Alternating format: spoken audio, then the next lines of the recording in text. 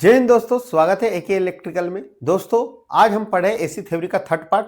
AC theory का third part में हम पढ़ेंगे क्या होता है इंडक्टेंस, क्या होता है रिएक्टेंस, क्या होता है एक्टिव पावर, क्या होता है रिएक्टिव पावर, क्या होता है। इन सभी को 10 सालों में कौन कौन से प्रश्न आए इन सभी को हम पढ़ेंगे। तो दोस्तों प्रतिरोध क्या होता है, सबसे पहले अपना टॉपिक है प्रतिरोध।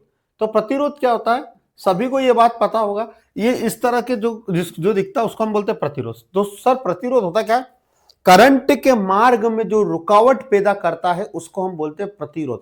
नाम में क्लियर होगा, प्रतिधन विरोध। प्रतिरोध का हिंदी होता है प्रतिधन विरोध। किसके प्रति किया गया विरोध, करंट के प्रति किया गया विरोध। करंट को बोला भाई मैं तेको अंदर नहीं आने दूंगा, उस गुण को हम बोलते, जिसके अंदर एक गुण होता है उसको बोलते हैं प्रतिरोध। क्लियर है दोस्तों। प्रतिरोध को दोस्तों हम आर से दर्शाते, किससे दर्शाते, आर से। और इसका जो मात्रक होता है, जिसने इस साइंटिस्ट ने दिया था उनका नाम था जॉर्ज साइमन ओम। उन्हीं के नाम पे इसका मात्रक रखा गया प्रतिरोध का ओम। तो इसको दर्शाते, इस ग्रीक वर्ड में ओम ऐसा बनता है। कैसा बनता है, इस तरह से, यू इस तरह से बनता है। तो ओम का चिन्ह किस तरह से होता है, इस तरह से होता है। क्लियर है इतनी बात। अब दोस्तों अगला होता है हमारा चालकत्व। चालकत्व क्या होता है, संवाहकत्व क्या होता है। हिंदी में बोलते हैं चालकत्व, निम्नी पैटर्न में बोलते हैं संवाहकत्व, कंडक्टेंस। क्लियर है। अब कंडक्टेंस क्या होता है दोस्तों, जो करंट को आसानी से जाने दे उस गुण को हम बोलते हैं चालकत्व। जो करंट को रोके उस गुण को हम बोलते हैं प्रतिरोध। क्लियर है। यानी जो करंट को जाने देता हो उस गुण को बोलते हैं चालकत्व या संवाहकत्व। ठीक है। यानी इस तार में करंट जिस कारण से जा रहा है उस गुण को बोलते हैं चालकत्व। ठीक है, चालकत्व। अब याद रखिएगा, ये जो दिख रहा है कापर का, इसको बोलते हैं चालक। क्या बोलते हैं, चालक। और जो करंट इसके अंदर जा रहा है उस गुण को बोलते हैं चालकत्व। क्लियर है। तो दोस्तों ये प्रतिरोध का व्युत्क्रम होता है। व्युत्क्रम का मतलब उल्टा। दोस्तों प्रतिरोध क्या करता है, करंट को क्या करता है, रोकता है। भाई मैं जाने नहीं दूंगा। तो करंट क्या कर, ये चालकत्व क्या कहता है, मैं करंट को आसानी से ले जाऊंगा। तो दोस्तों प्रतिरोध का उल्टा व्युत्क्रम, एक और परिभाषा बनती है प्रतिरोध का व्युत्क्रम उल्टा क्या होता है, चालकत्व, या इसको इंग्लिश में बोलते हैं कंडक्टेंस और शुद्ध हिंदी में बोलते हैं संवाहकत्व। इसे दोस्तों जैसे हम प्रतिरोध को आर से दर्शाते, इसे हम जी से दर्शाते। जी, कैपिटल जी बराबर होता है दोस्तों 1/r। ये व्युत्क्रम, यानी देखो उल्टा बैठा है, ये ऊपर बैठा तो ये कहां बैठा, नीचे। इसका मतलब ये है जितना प्रतिरोध बढ़ेगा उतना क्या कम होगा, चालकत्व क्या होगी, कम होगी। दोस्तों इसका ऐसा मात्रक, इसका ऐसा ही मात्रक होता है 1/ओम। आर को अपन बोलते हैं आम, तो प्रति ओम क्या बोलते हैं, प्रति ओम। या इसी को बोलते हैं दोस्तों मोह। क्या बोलते हैं दोस्तों, मोह। इसका सिंबल दोस्तों याद रखिएगा इस तरह से होता है। तो चालकता का सिंबल इस तरह से होता है, इसको बोलते हैं मोह। लिख लीजिएगा, मोह या सीमेन। क्या होता है, मोह होता है, या एक और सिंबल होता है जिसको बोलते हैं सीमेन। तो चालकता का चिन्ह क्या होता है, मोह होता है या सीमेन होता है। क्लियर इतने बात है आपको, कोई कंफ्यूजन होना नहीं चाहिए। अगला टॉपिक हम चलते हैं प्रतिघात, जिसको बोलते हैं रिएक्टेंस। बहुत बच्चे कंफ्यूजन होते हैं, प्रतिघात होता क्या है, प्रतिघात रिएक्टेंस। अब ये क्या होता क्या है, ऊर्जा को संग्रहित करने वाले विद्युत अवयव, यानी जो ऊर्जा को इकट्ठा करते, एनर्जी को स्टोर करने वाले ऐसे विद्युत एलिमेंट जो करंट या वोल्टेज में होने वाले परिवर्तन का क्या करे, विरोध करे। ठीक है। एनर्जी को स्टोर यानी ऊर्जा को इकट्ठा करने वाले ऐसे तत्व जो करंट या वोल्टेज के परिवर्तन का क्या करे, विरोध करे। यानी बोले भैया हम ऐसे एलिमेंट जो ऊर्जा को स्टोर तो करेंगे पर हम करंट और वोल्टेज का क्या करेंगे, विरोध करेंगे। यदि करंट में कोई बदलाव करेगा तो उसको हम बोलेंगे नहीं करने देंगे, वोल्टेज में यदि कोई बदलाव हुआ तो उसको भी नहीं होने देंगे। ऐसे गुण को हम क्या बोलते हैं, ऐसा जो विरोध करते हैं उसको हम क्या बोलते हैं, प्रतिघात।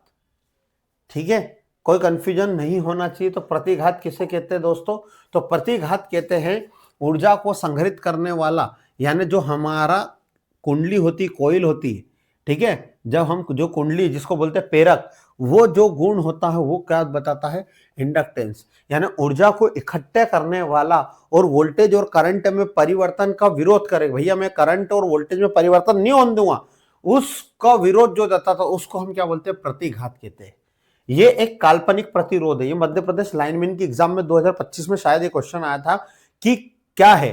तो दोस्तों ये है प्रतिघात, एक काल्पनिक प्रतिरोध होता है जिसकी हम केवल कल्पना कर सकते हैं, जिसकी हम केवल कल्पना कर सकते हैं।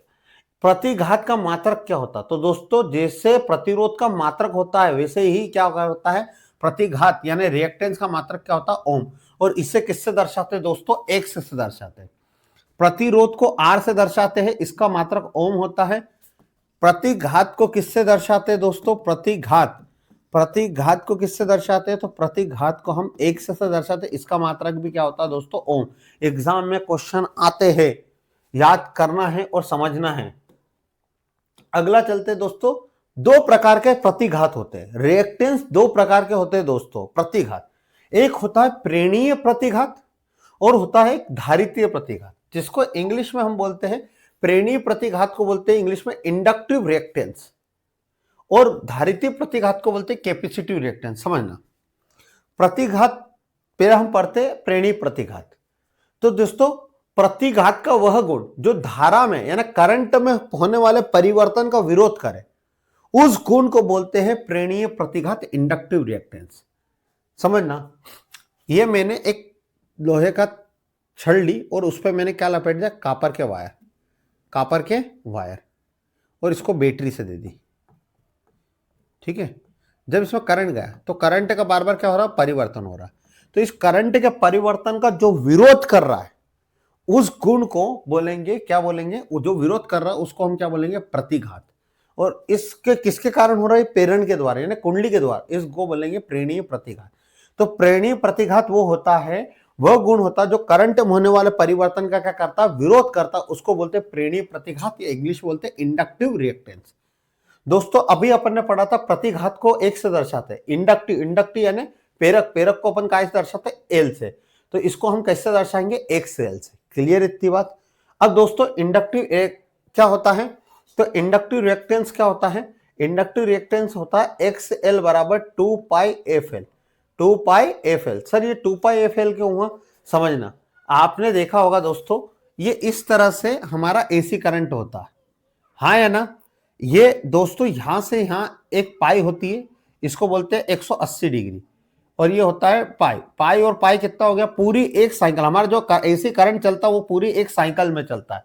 कितनी साइकिल में चलता है दोस्तों?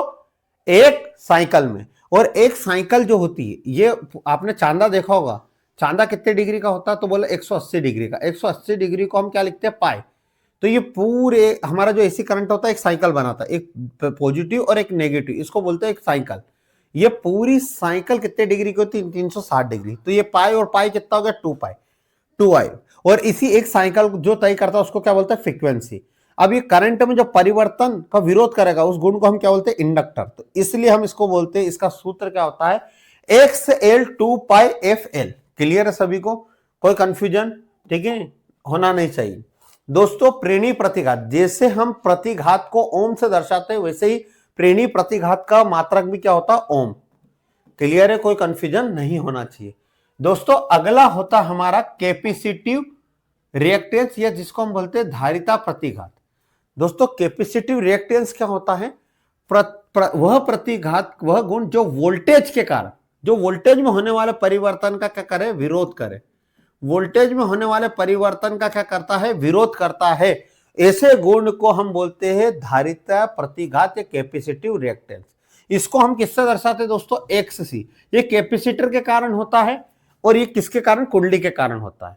तो किसी भी एसी सप्लाई में होते हैं ये दो गुण, डीसी में नहीं होते दोस्तों। एसी सप्लाई में प्रतिरोध के कारण, सॉरी कैपेसिटर यानी हम संधारित्र, कैपेसिटर या कंडेंसर के कारण वोल्टेज में होने वाले बार बार जो परिवर्तन हो रहा, भाई वोल्टेज में जो बार बार बदलाव हो रहा है उसका विरोध कर रहा कि मैं बदलाव नहीं होने दूंगा, उस गुण को बोलते हैं धारितीय प्रतिघात या कैपेसिटिव रिएक्टेंस। इसको किससे दर्शाते हैं दोस्तों? एक्स सी से। एक्स सी बराबर होता है 1/ओमेगा सी। 1/ओमेगा सी। सर 1/ओमेगा सी क्यों आया? मैं इसको थोड़ा यहां बता देता हूं। तो एक्स सी तो होता है कि एक्स होता है प्रतिघात और सी का मतलब होता है कैपेसिटर। कैपेसिटिव रिएक्टेंस का होता है 1/ओमेगा सी। ये बताता यानी कोणीय धारिता। अब दोस्तों हमारा जो एसी सर्किट होता है उसमें क्या होता है? इस तरह से चलता है, ठीक है, हाँ करंट।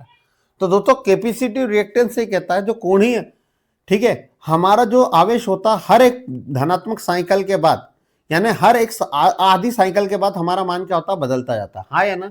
तो इस कारण जो होता है कैपेसिटिव का गुण क्या होता है भैया, वोल्टेज को क्या करता है, स्टोर करता है, ठीक है। तो इसका सूत्र होगा एक्स सी भैया 2 पाई, एक्स सी 2 पाई, वही 2 पाई, ये दो यहां से यहां तक पाई, और कैपेसिटर का क्या आएगा सी, तो 1/2 पाई सी। धारिता प्रतिघात को भी हम किससे दर्शाते हैं दोस्तों, ओम से दर्शाते। क्लियर है, इतनी बात आपको समझ में आया होगा। तो प्रेरणी प्रतिघात क्या होता है, प्रेरणी प्रतिघात वो होता है करंट में होने वाले परिवर्तन का जो विरोध करता है, जिसको बोलते हैं हम कुंडली, उसको बोलते, उस गुण को बोलते हैं प्रेरणी प्रतिघात। क्लियर, इसको एक्स एल से दर्शाते, इसका सूत्र होता है 2 पाई एफ एल। क्लियर, इसका मात्रक होता है दोस्तों ओम। अगला होता है कैपेसिटिव रिएक्टेंस, जिसको बोलते हैं धारितीय प्रतिघात दोस्तों, उसका मात्रक होता है हमारा ओम। ये क्या करता है, कैपेसिटर, कैपेसिटर का काम होता है चार्ज को स्टोर करना, आवेश को इकट्ठा करना। तो वोल्टेज में होने वाले परिवर्तन का जो विरोध करता है, उस गुण को, एसी सप्लाई में उस गुण को हम बोलते हैं कैपेसिटिव रिएक्टेंस। क्लियर है इतनी बात, तो आपको समझ में आया होगा। अगला चलते हैं ससेप्टेंस, जिसको बोलते हैं अनुकार्यता। दोस्तों ससेप्टेंस कैसा होता है, आपको मैंने अभी प्रतिरोध पढ़ाया था। प्रतिरोध क्या होता है, करंट को रोकता है। करंट को जो आसानी से जान देते हैं उसको बोलते हैं चालकता, हाँ या ना। वैसे ही प्रतिघात का उल्टा जो होता है वो ससेप्टेंस होता है, जिसको बोलते हैं अनुकार्यता।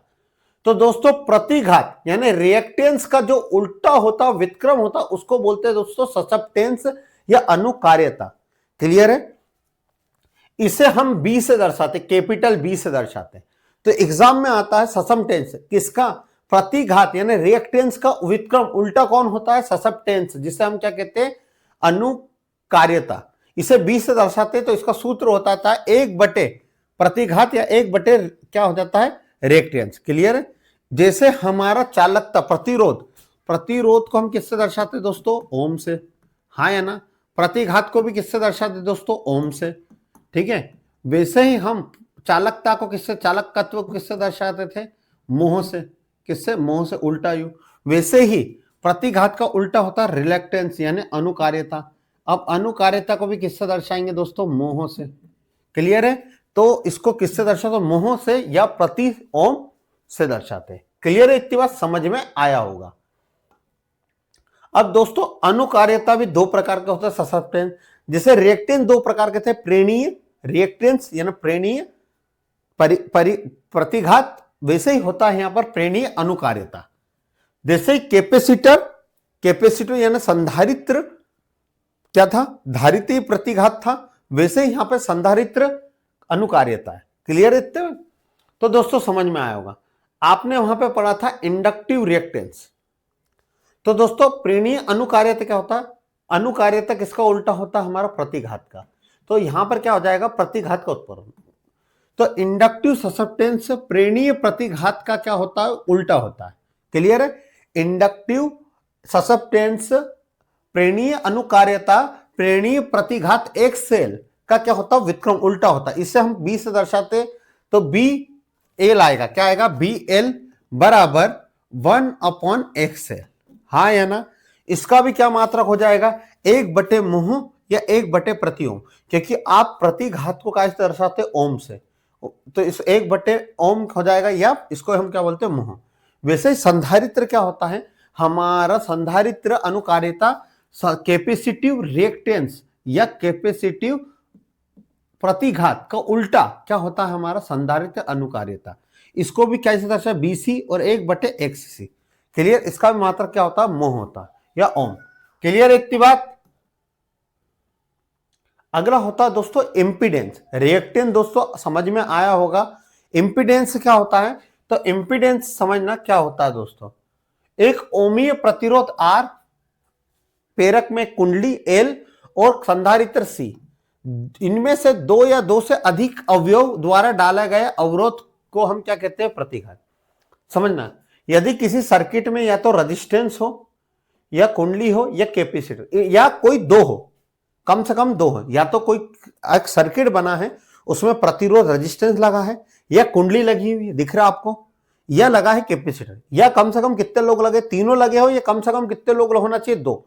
तो इनके द्वारा जो डाला गया अवरोध, यानी जो डाली गई रुकावट, ठीक है, अवयव के द्वारा डाला गया अवरोध को ही हम क्या कहते हैं, प्रतिबाधा या इंपीडेंस कहते हैं। क्लियर है? इंपीडेंस में प्रतिरोध आर, प्रतिघात होता है यहां पर एक्स, और इसका ऐसा ही मात्रक होता है ओम।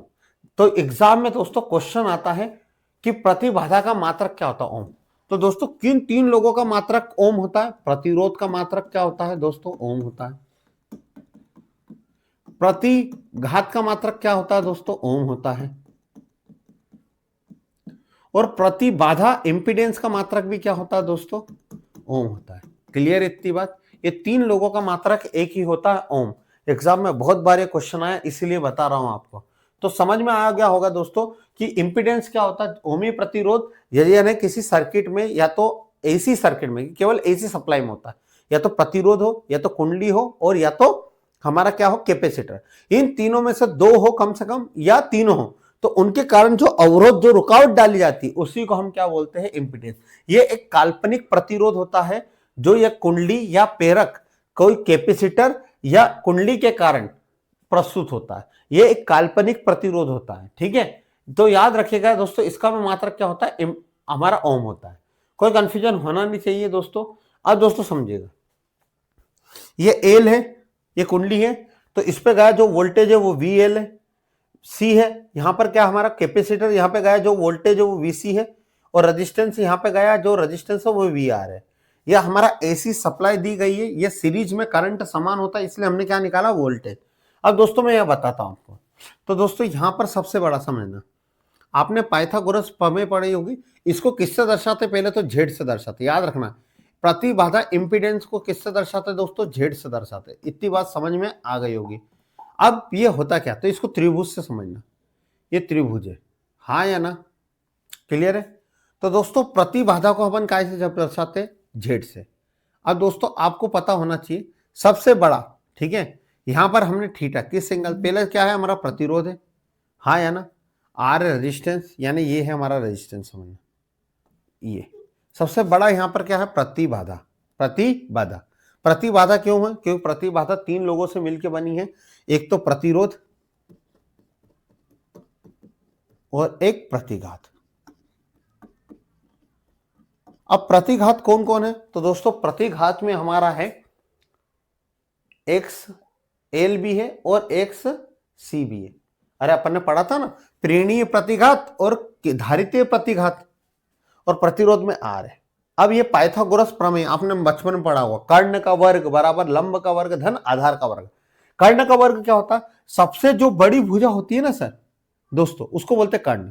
तो कर्ण का वर्ग यानी जेड का वर्ग, लंब का वर्ग धन आधार का, तो आधार बेस क्या है यहां पर, आर का वर्ग प्लस, और हमारे यहां क्या है, एक्स एल, ठीक है, एक्स एल प्रेरणीय प्रतिघात और प्रेरणीय धारिता, सॉरी प्रेरणीय प्रतिघात और धारिता प्रतिघात, यानी कैपेसिटिव रिएक्टेंस और इंडक्टिव रिएक्टेंस, यानी कुंडली के कारण हुआ करंट में जो विरोध कर रहा रुकने का वो, और वोल्टेज में होने वाला परिवर्तन का जो विरोध कर रहा उसको बोलते हैं धारिता, कैपेसिटर।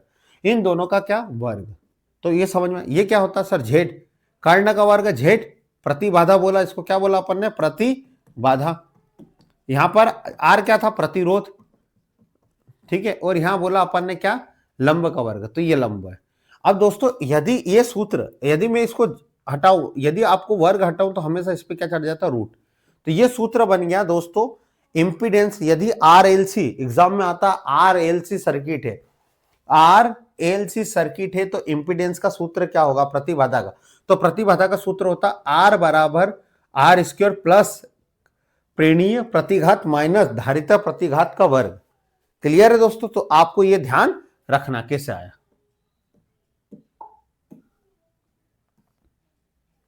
अब दोस्तों एडमिटेंस क्या होता है, तो हम अभी एडमिटेंस पढ़ते हैं। एडमिटेंस क्या होता है दोस्तों, इसको बोलते हैं प्रवेश्यता। दोस्तों प्रतिबाधा, इंपीडेंस का उल्टा एडमिटेंस होता है। इंपीडेंस यानी प्रतिबाधा का उल्टा प्रवेश्यता होता है। हमने अभी तक जो जो उल्टे पढ़े मैं बता देता हूं आपको। प्रतिरोध का उल्टा सर क्या होता है, तो चालकता। या चालकत्व। सर प्रतिघात का उल्टा क्या होता है? तो प्रतिघात का उल्टा होता है ससेप्टेंस, जिसको अनुकार्यता, अनुकार्यता, अनुकार्यता है ना। और प्रतिबाधा का उल्टा, इंपीडेंस का उल्टा क्या होता है दोस्तों? तो एडमिटेंस, प्रवेश। मेरे को हिंदी में दिक्कत आती है इसमें, प्रवेश्यता है ना, प्रवेश्यता। तो आपको समझ में आ रहा होगा, ये सब एक दूसरे के उल्टे। इन सभी का मात्रक क्या है? ओम। और इनका क्या है? मोह। याद रखेगा, सभी का मात्रक क्या है? मोह, यू। ठीक है, इस तरह से इनका यू है, इनका सभी का, और इसका उल्टा यू प्रतिरोध का। हाँ या ना? कोई कंफ्यूजन? तो दोस्तों प्रतिबाधा का व्युत्क्रम क्या होता है? एडमिटेंस होता है। प्रतिबाधा का व्युत्क्रम क्या होता है? प्रवेश्यता, जिसको हम एडमिटेंस कहते हैं, जिसको वाई से दर्शाते। किससे दर्शाते? वाई से। क्लियर है? प्रतिरोध को आर से दर्शाते, चालकता को जी से। प्रतिघात को एक से दर्शाते, इसको बी से दर्शाते। इसको जेड से दर्शाते प्रतिबाधा को, इसको किससे दर्शाते दोस्तों? हम वाई से। किससे? वाई से। तो दोस्तों ससेप्टेंस, एडमिटेंस क्या होता है? प्रतिबाधा को उल्टा क्या होता है? ससेप्टेंस कहते हैं, जिसे वाई से दर्शाते हैं। ठीक है, तो दोस्तों हमारा इंपीडेंस क्या हो गया? हमारा एडमिटेंस एक बराबर 1/Z, जेड यानी प्रतिबाधा। क्लियर है इतनी बात? हाँ या ना? समझ में आया होगा। अब इसका मात्रक, इसको हम क्या में नापते हैं? मोह में या प्रति ओम में? समझ में आया होगा। अब दोस्तों ये कैसा आया सर? तो बस कुछ नहीं करा हमने सर, आप सभी को पता है यहाँ पर y बराबर 1/Z हो गया। अब z का अपन ने यहाँ पे मान क्या रखा था? z बराबर अभी क्या पढ़ा था? तो सर होता है आर स्क्वायर प्लस या x का स्क्वायर, अपन बोलते हैं प्रतिघात का वर्ग। प्रतिघात दो होते हैं, कैपेसिटिव और इंडक्टिव। अब दोस्तों इसको उल्टा कर लो, तो ये हो जाएगा 1/Z। तो यहाँ पर क्या हो जाएगा दोस्तों? 1/r का स्क्वायर प्लस 1/x का स्क्वायर। हाँ या ना? ये हो गया। तो इसी को, ये किसका माना गया? जेड का। तो यहाँ इंपीडेंस क्या होता है? एडमिटेंस क्या होता है? 1/Z। प्रतिबाधा, प्रतिबाधा का सूत्र यहाँ पे क्या हो गया? 1/r, क्योंकि उल्टा है ना, इसलिए अपने उल्टा कर लिया। हाँ या ना? तो दोस्तों ये होता है हमारा क्या? ठीक है, अब आपको पता होगा 1/r, यानी ये हमने जी पढ़ा था, चालकता क्या होती है? 1/r, यानी किसका उल्टा? प्रतिरोध का उल्टा चालकता। तो 1/r को हम क्या लिख लेंगे? जी। 1/x किसका उल्टा होता है दोस्तों? तो अनुकार्यता, जिसको हम बोलते हैं बी। तो ये बी, तो यहाँ जी का स्क्वायर बटे बी का, यानी प्लस बी का स्क्वायर। समझ में आया दोस्तों कैसे आया ये? ठीक है, तो यहाँ जी और ये बी क्या है? तो यहाँ पर जो प्रवेश्यता यानी एडमिटेंस है वो y है, जिसमें चालकता g है और अनुकार्यता b है। ये सदिश योग के क्या होता है? तुल्य होता है। क्लियर है दोस्तों? समझ में आया होगा। अब दोस्तों प्रत्यावर्ती राशि में शक्ति होती है, यानी एसी करंट में कुछ शक्तियां होती है, पावर, जिसको जैसे हम ट्रांसफार्मर को केवीए रेटिंग देते हैं, मोटर को किलोवाट में लिखते हैं, वैसे कैपेसिटर को हम केवीए में लिखते हैं। ठीक है, यानी केवीएआर। ठीक है, तो ये क्यों होता है? तो आज हम पढ़ेंगे, और ये होता कहाँ है और इनका मतलब क्या है। तो दोस्तों 3 प्रकार की शक्ति होती है। पहला होता है दोस्तों आभासी शक्ति, जिसको बोलते हैं इंग्लिश में अप्रेंटिस पावर। नाम से समझ में आ रहा, आभास, यानी ऐसी शक्ति जिसको हम केवल क्या करते हैं? आभास करते हैं। तो प्रत्यावर्ती यानी एसी करंट में करंट और वोल्टेज का गुणनफल को हम आभासी शक्ति कहते हैं। यानी एसी करंट में करंट और वोल्टेज का जो गुणनफल होता है, यानी मल्टीप्लाई होता है, उस शक्ति को हम क्या बोलते हैं? आभासी शक्ति। इसका केवल आभास कर सकते हैं। ठीक है, कि इतना हो सकती। जैसे मान लीजिए एक ट्रांसफार्मर है, एक ट्रांसफार्मर को मैंने बोला कि वो 50 केवीए, यानी 50 केवीए अपना वोल्टेज, 50 किलो वोल्ट है ना वोल्टेज बनाएगा 50 केवी का। तो दोस्तों जरूरी नहीं कि 50 केवी तक ही बनाए, उससे कम भी बना सकता है। ठीक है, तो एक कल्पना की जाती, तो ऐसा, ठीक है, आभासी शक्ति उसको बोलते हैं, अप्रेंट पावर उसको कहते हैं, जिसमें प्रत्यावर्ती परिपथ में धारा और वोल्टेज का गुणनफल का क्या हो? आभासी होती है, आभास हो, उसको बोलते हैं आभासी शक्ति या अप्रेंट पावर। ये शक्ति सबसे ज्यादा होती है दोस्तों, तीनों शक्ति में सबसे ज्यादा एग्जाम में आती है कि बताइए तीनों शक्ति में सबसे ज्यादा शक्ति कौन सी होती है? तो आपको बोलना अप्रेंट पावर, आभासी शक्ति। इसका जो मात्रक होता है दोस्तों क्या होता है? तो दोस्तों दोनों का गुणन, पावर बराबर का होता है वोल्टेज इंटू करंट।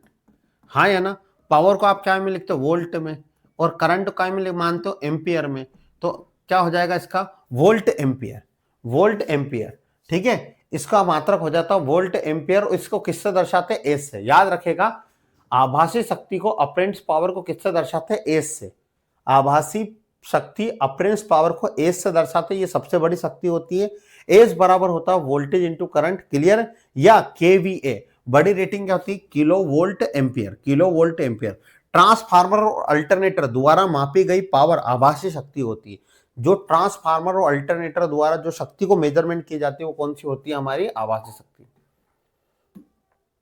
अगला होता है दोस्तों सक्रिय शक्ति, है ना, एक्टिव पावर। एक्टिव पावर क्या होता है, एसी सर्किट में यानी एसी पावर में या एसी करंट में खपत या उपभोग यानी या तो खर्च की गई है या उपयोग की गई है की जाने वाली शक्ति को एक्टिव पावर या सक्रिय शक्ति कहते हैं, या इसको रियल पावर या वास्तविक पावर या ट्रू पावर भी कहते हैं। ठीक है, ऐसी शक्ति जो जिसकी हम खपत यानी खर्च कर ले या इसका उपयोग करें, ठीक है, उपयोग हो रहा है इसका, ऐसी शक्ति को हम बोलते हैं एक्टिव पावर, सक्रिय शक्ति, रियल पावर, वास्तविक पावर, एक्टिव पावर या ट्रू पावर। एग्जाम में आती है ऐसी सर्किट में जो खर्च हो रही है, जिसका उपयोग हो रहा है, ऐसी शक्ति को हम क्या बोलते हैं, एक्टिव पावर। क्लियर है। जैसे मोटर भाई घूम रही है, ठीक है, वो मोटर घूम रही है यानी पावर को क्या कर रही है, खर्च कर रही है। अरे हाँ या ना, ठीक है, हम जितना करंट दे रहे उतना क्या कर रही है, वो खर्च कर रही है, पानी उतना पानी फेंकेगी। ठीक है, यदि बड़ी मोटर होगी तो हम ज्यादा पानी फेंकेगी, छोटी मोटर होती है तो कम पानी। आप देखते होंगे आप होल में तो आप ज्यादा एचपी की, यदि आपके यहाँ कुआ हुआ हो, गांव से हो, तो आप बड़ी एचपी की मोटर लगाते। क्यों लगाते, कि सर ज्यादा पानी दूर ऊंचाई पे ज्यादा खींचना पड़ेगा। तो दोस्तों जो ज्यादा उपभोग करेगा, ज्यादा खर्च करेगा वहां पर पावर को, ज्यादा उपभोग करेगा यानी ज्यादा खर्च करेगा एनर्जी को, तो उस एनर्जी जो एनर्जी होती है इस तरह की, उसको बोलते हैं एक्टिव पावर, या एक और नाम देते हैं रियल यानी वास्तविक पावर, या इसको बोलते हैं ट्रू पावर।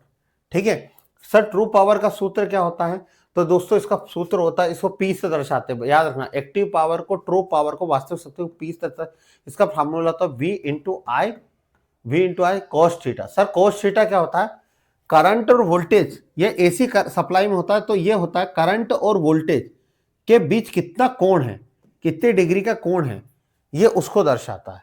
इसको हम नापते हैं दोस्तों KW में, एग्जाम में आता है। वास्तविक शक्ति को काय में नापा जाता है, KW में। ठीक है, वास्तविक शक्ति, ट्रू शक्ति, रियल पावर, एक्टिव पावर को हम काय में नापते हैं दोस्तों, KW में। ठीक है, ये शक्ति दोस्तों हमारी मोटर होती है, जो मोटर उपयोग की जाती है। ठीक है, मोटर है, जनरेटर, ये जो शक्ति को उपयोग करते बनाते हैं, ठीक है, इकाई होती है KW।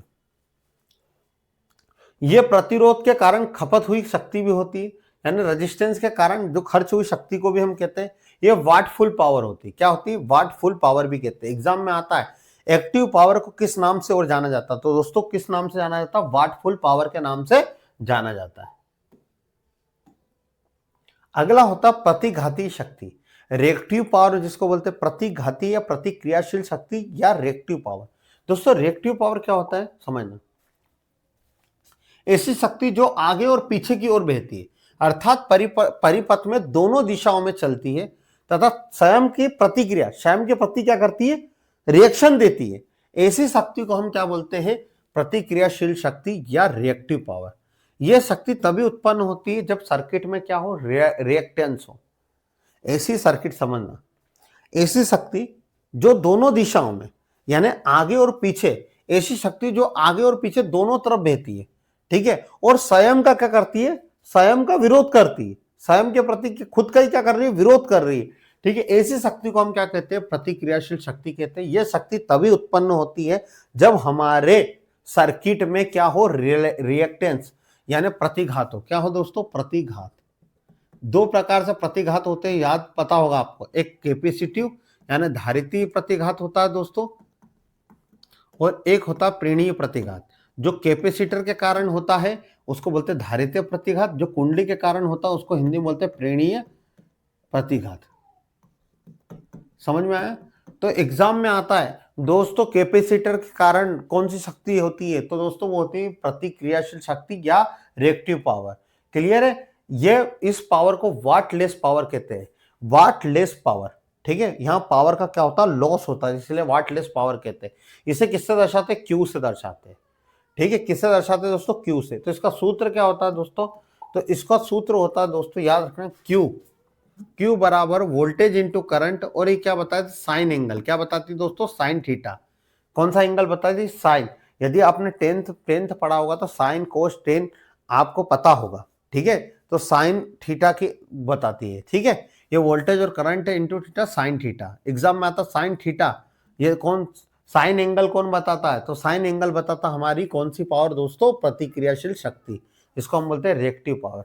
अब दोस्तों जो हमारा नापता है, ठीक है, याद रखिएगा कैपेसिटर और इंडक्टर जो शक्ति करता है उसको काय में देते हैं? केवीएआर में।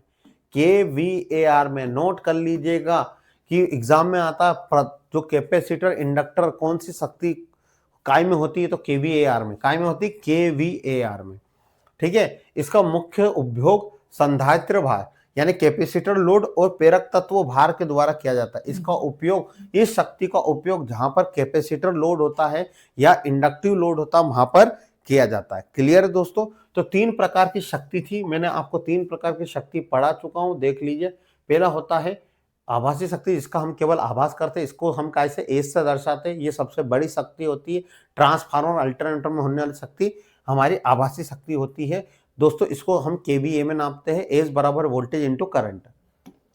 दूसरा होता है सक्रिय शक्ति, जिसको बोलते हैं active power, real power, true power, जहां जिसका हम उपयोग खर्च करते हैं, ऐसी पावर को एक्टिव पावर कहते हैं। जैसे हमारी मोटर हो गई, जनरेटर हो गया, जो ये पावर होती है वो क्या होती है? रिएक्टिव पावर होती है। क्लियर? हाँ या ना? समझ में आया सभी को? जैसे इसका उपयोग, ठीक है, हम क्या करते हैं? के डब्ल्यू, ठीक है, इसका सूत्र होता है पी बराबर voltage into current cos theta के डब्ल्यू। ये प्रतिरोध के कारण खर्च हुई शक्ति होती है, ठीक है। इसको हम बोलते हैं वाटफुल पावर भी कहते हैं। अगला ये होती है हमारे लिए प्रतिक्रियाशील शक्ति, जिसको क्यू से दर्शाते हैं। इसका सूत्र होता है V I into sine theta, इसको हम बोलते हैं के वी आर। समझ में आया होगा दोस्तों? क्लियर है दोस्तों? अब दोस्तों जो हम त्रिभुज ट्रेंगल से एंगल से समझते हैं, जिससे क्वेश्चन आते हैं, तीनों पावर को ट्रेंगल से समझते हैं, ठीक है। तो दोस्तों पहले क्या होता है एक्टिव पावर समझना। वास्तविक शक्ति, रियल पावर, प्रतिघाती शक्ति, रिएक्टिव पावर और आभासी के बीच में क्या संबंध कौन बताता है? एक त्रिभुज बताता है। तो एग्जाम में आता है पावर ट्रेंगल क्या होता है, ठीक है, समझना। मैंने एक ये बियर अल्कोहल की बात नहीं कर रहा हूं, दिल पे मत लेना। आपने कोई माजा डाली या अल्कोहल ही डाला, ठीक है, तो आपने यहां से यहां तक अल्कोहल डाला, ठीक है, पर इसके अंदर क्या बन गया? झाग बन गया। क्या बन गया? झाग। आप कुछ भी, जैसे आपने देखा होगा, आप स्प्राइट कोकोला कुछ लेते, स्प्राइट डालते तो ऊपर झाग झाग आ जाता है, इनो में झाग झाग आ जाता है, पर एक्चुअल में ये गिलास यहां तक तो भरा है, पर जो इसके अंदर जो पार्ट है, जैसे बियर है, ये वाइन है, कहां तक भरी हुई है? तो आपने बोला सर यहां तक ही भरी हुई है। हाँ या ना? और इतना तो क्या इसमें झाग है। तो दोस्तों पर ये जो है, ठीक है, यहां से यहां तक रियल पावर है, हाँ या ना? और ये जो हो रहा है केवल ये आभास है कि यहां तक बियर है, पर वो क्या है? फॉर्म है, झाग है। तो ये कौन सी पावर है? रिएक्टिव पावर है। और दोस्तों यहां से यहां तक की जो पावर होती है, जहां पर रिएक्टिव पावर और कौन सी पावर हो दोस्तों? रियल पावर, दोनों होती है, उस पावर को बोलते हैं अप्रेंटिस पावर। जहां पे आभास होता है कि भैया, समझ रहे हो मेरी बात? यहां पर जो झाग भरा है वो झाग क्या है? हमारा रिएक्टिव पावर। और ये जो रियल पावर है कि हर रियल में इतना बियर है, इसको बोलते हैं रियल पावर। ये दोनों को मैं देखूं कि गिलास कितना भरा, तुम बोलोगे यहां तक भरा, तो ये होता था अप्रेंट पावर, जहां केवल हम आभास करते कि हाँ पूरा भरा हुआ है। क्लियर है इतनी बात? अब इसको त्रिभुज से समझते हैं, त्रिभुज से समझते हैं दोस्तों। मैंने अभी बताया था आपको त्रिभुज क्या होता है, त्रिभुज से बनाते हैं अपन, समझना। सबसे पहले हमारा आभासी पावर, पहले बोलता आभासी, सर आभासी शक्ति सबसे ज्यादा वाली शक्ति होती है, जिसको हम एस से दर्शाते हैं। दूसरा होता है रियल पावर यानी वास्तविक शक्ति। सर वास्तविक शक्ति जो होती है ना, उसको हम किससे दर्शाते हैं? पी से दर्शाते हैं। और प्रतिघाती शक्ति या प्रतिक्रिया शक्ति, प्रतिक्रिया बोल देता हूं शक्ति, उसको हम किससे दर्शाते हैं दोस्तों? तो उसको क्यू से दर्शाते हैं। तो दोस्तों सबसे बड़ी शक्ति कौन सी होती है? पी। कौन सी होती है? तो सॉरी एस, जिसको बोलते हैं आभासी शक्ति या अप्रेंट पावर। तो एस बराबर क्या होता है? Voltage into current. इसकी जो रेटिंग होती है वो काय में होती है? केवीए में। हाँ या ना? उसके बाद केवीए कौन सी भुजा होती? कर्ण। कर्ण आपने पाइथागोरस पढ़े होगा। कर्ण का वर्ग बराबर क्या होता है? लंब का वर्ग और धन आधार का वर्ग। हाँ या ना दोस्तों? पढ़ा ही होगा, ठीक है। तो सबसे बड़ी भुजा क्या है? कर्ण का वर्ग। तो हम लिखेंगे एस स्क्वायर। लंब का वर्ग, इसको हमने क्या लिखा? क्यू। इसको क्यू क्या होता है? हमारा रिएक्टिव पावर। रिएक्टिव पावर क्या होती है? V into I into sine theta. हाँ या ना? तो ये क्यू दे दिया, ठीक है, स्क्वायर प्लस आधार का वर्ग क्या होता है पी, पी बराबर क्या होता है V into I into cos theta, हाँ या ना, पी का स्क्वायर। अब स्क्वायर हटाएंगे दोस्तों तो इस पे एस बराबर क्या हो जाता है Q square upon P square, हाँ या ना, ये हो जाएगा। तो ये होता है, तो यहां कैसे आया दोस्तों, तो देखो एज बराबर कैसा है P square plus Q square. अब पी बराबर क्या होता है समझो, पी बराबर क्यू बराबर क्या है, तो क्यू बराबर सर आप भी आपने बताया, अब काय में नापते अपन, क्यू काय में नापते तो क्यू सर प्रतिक्रिया किसको नापते के वी ए आर में, हाँ या ना, तो हम इसको लिखेंगे के वी ए आर का स्क्वायर, हाँ या ना, और पी क्या होता है हमारा, पी होता है क्या, पी होता है अपना पी होता है हमारा रियल पावर, किसको हम बोलते हैं के डब्ल्यू का स्क्वायर, हाँ या ना, और इसका वर्ग, इसको ईसा भी तो लिख सकते हैं। तो एग्जाम में पूछा जाता है कि अपरेंट पावर निकालने का सूत्र एग्जाम में आता है, तो ये इस तरह से आपको निकालना, आशा करता हूं समझ में आया होगा। अब दोस्तों हम पढ़ते हैं पावर फैक्टर। पावर फैक्टर क्या होता है, जिसको हिंदी में बोलते हैं शक्ति गुणांक। तो दोस्तों समझना, एसी सर्किट में यानी एसी सप्लाई में वास्तविक शक्ति और आभासी शक्ति का अनुपात, यानी मैं बोलूं कि वास्तविक शक्ति आपके पास है, वास्तविक शक्ति और आभासी शक्ति का जब अनुपात निकालेंगे, मैंने बोला था आपको, आप बियर है आपके पास, ठीक है, ये बियर है, ये पूरी यहां तक भरी और यहां तक क्या है झाग है, तो आपने बोला कि ये झाग भरा हुआ है यहां तक, ये क्या है हमारा, ये झाग है एक भैया क्या है हमारा रिएक्टिव पावर है, ठीक है, जो उल्टा सीधा दोनों काम करेगा, ठीक है, और ये है रियल पावर, और यहां से जो रिएक्टिव और रियल दोनों को देख रहा है वो कौन होता है अपेरेंस पावर। तो दोस्तों एक्टिव वास्तविक शक्ति और आभासी शक्ति का जो अनुपात होता है उसी को हम बोलते हैं पावर फैक्टर। तो पावर फैक्टर का क्या परिभाषा होती है, पहली परिभाषा होती है दोस्तों कि आभासी वास्तविक शक्ति और आभासी शक्ति का जो अनुपात बताता उसी को हम क्या कहते हैं दोस्तों पावर फैक्टर, ठीक है। तो पावर फैक्टर इसको बोलते हैं वास्तविक शक्ति, एक्टिव पावर, ठीक है, और आभासी शक्ति, एक्टिव और आभासी। दोस्तों इसके सूत्र कौन कौन से बनते हैं, पहला सूत्र बनता है दोस्तों याद रखना वास्तविक शक्ति बटे आभासी शक्ति, हाँ या ना, सर वास्तविक शक्ति को तो आप बोलते हैं, वास्तविक शक्ति को हम क्या बोलते हैं, तो वास्तविक शक्ति को काय में नापते हैं दोस्तों, तो वास्तविक शक्ति को हम क्या में नापते हैं के डब्ल्यू किलोवाट, और आभासी शक्ति को किलोवाट एम्पियर। आपने बोला सर ट्रांसफार्मर की जो शक्ति होती है वो कौन सी होती है वास्तविक शक्ति आभासी शक्ति। तो हमारा पावर फैक्टर क्या हो गया के डब्ल्यू अपन के वी है, पहला सूत्र क्या वास्तविक शक्ति बटे आभासी शक्ति। दूसरा सूत्र क्या होता है सर, पावर फैक्टर को आपने बोला था इसका सूत्र होता है वास्तविक शक्ति का voltage into current cos theta, हाँ या ना, और वोल्टेज इंटू करंट, हाँ या ना, क्लियर है, ये है एक सूत्र, क्लियर है इतनी बात। ये पहला सूत्र का होता है वास्तविक शक्ति गुणांक बराबर वास्तविक शक्ति बटे आभासी शक्ति। दूसरा होता है के डब्ल्यू अपन के वी ए। तीसरा होता है वी आई कोस थीटा अपन वी आई, हाँ या ना। चौथा सूत्र होता है दोस्तों, चौथा सूत्र एग्जाम में आता है, ये बहुत इंपॉर्टेंट है, ये दोनों करंट एंड वोल्टेज से करंट एंड वोल्टेज चल गया। चौथा सूत्र क्या हो गया पावर फैक्टर बराबर कोस थीटा, हाँ या ना, कोई कंफ्यूजन होना नहीं चाहिए।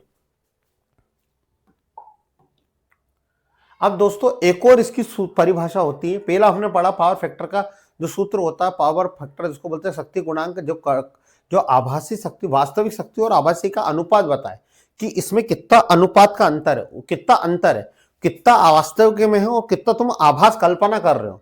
जैसे मैंने बोल दिया कि एक स्प्राइट से आपने पानी डाला था तो उसमें आपने स्प्राइट का एक गिलास था, यानी स्प्राइट एक गिलास को भरने के लिए स्प्राइट डाली तो वो 1 लीटर का गिलास था, तो उसको जब भरा आपने तो उसमें केवल 800 ml आया और आगे ऊपर झाग आ गया। तो आप देखने में तो बोला कि पूरा भरा मैंने तो इसको, फिर भी कैसे स्प्राइट बन गई, तो मैंने बोला भाई कि इसमें 200 ml है ना, वो झाग आया। तो ये क्या था हमारा आभास था, क्या था आभास था, पर रियल में कितना आया उसमें 800 ml। क्लियर है इतनी बात। तो दोस्तों दोनों का अनुपात पावर फैक्टर कहलाता है। तो दोस्तों एक और इसकी परिभाषा होती है पावर फैक्टर के एसी सर्किट में।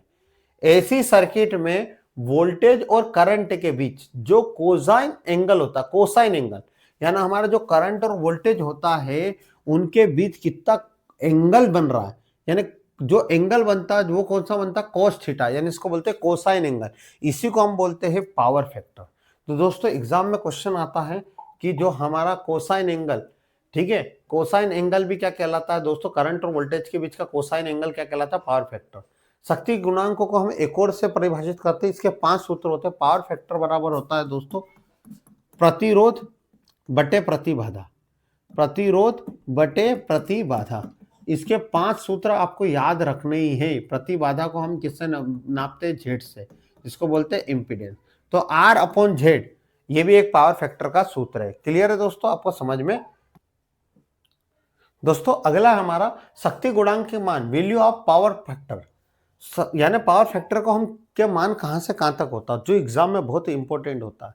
दोस्तों पावर फैक्टर क्या होता है? करंट और वोल्टेज के बीच जो कोसाइन एंगल बनता है उसको हम बोलते हैं पावर फैक्टर। दोस्तों पावर फैक्टर का मान क्या होता है? तो दोस्तों पावर फैक्टर का अधिकतम मान इकाई होता है, यानी एक होता है अर्थात, और इसका कोई मात्रक नहीं होता। तो पावर फैक्टर का कोई मात्रक नहीं होता है। पावर फैक्टर का मान अधिकतम कितना होता है? 1। दोस्तों पावर फैक्टर 0 से, यानी अधिकतम मान 1 होता है और कम से कम कितना होता है? 0। तो पावर फैक्टर का एग्जाम में आए कि मान कितना होता है? 0 से 1 अधिकतम होता है और कम से कम कितना होता है? 0। क्लियर? अब ये प्रेरक युक्त परिपथ, ठीक है, अर्थात मोटर, ट्यूबलाइट, विद्युत पंखे आदि परिपथ जो होते हैं उनका पावर फैक्टर 1 से कम होता है। जितने भी आपकी मोटर होती है, ट्रांसफार्मर होते हैं, इंडक्टिव जिसको हम बोलते हैं, प्रेरणीय जिसमें कुंडली होती है, जैसे आपका ट्रांसफार्मर हो गया, पंखा हो गया, मोटर हो गया, इन सभी का पावर फैक्टर 1 से क्या होता है? कम होता है। आपको ये की पॉइंट है जिसको याद रखना है। तो दोस्तों अब सबसे पहले पढ़ते हैं पावर फैक्टर कितने प्रकार के होते हैं। तो पावर फैक्टर का जो मान होता है वो 3 भागों में बांटा गया है। पहला बोलते हैं यूनिटी पावर फैक्टर। यूनिटी को हिंदी में बोलते हैं इकाई। इकाई का मतलब होता है 1। इकाई पावर फैक्टर कब होता है? तो इकाई पावर फैक्टर जिसको यूनिटी, एक होता है अग्रगामी जिसको बोलते हैं लीडिंग। अग्रगामी यानी लीड कर रहा, आगे बढ़ रहा है, ऐसे पावर फैक्टर को हम बोलते हैं अग्रगामी या लीडिंग। एक होता है पश्चगामी जिसको हम बोलते हैं लीडिंग। अब ये क्या शर्त होती है मैं आपको बताता हूं डीप में, ठीक है। चलो दोस्तों अगला है हमारा पावर फैक्टर। इकाई पावर फैक्टर क्या होता है? तो इकाई पावर फैक्टर क्या होता है दोस्तों मैं बता देता हूं।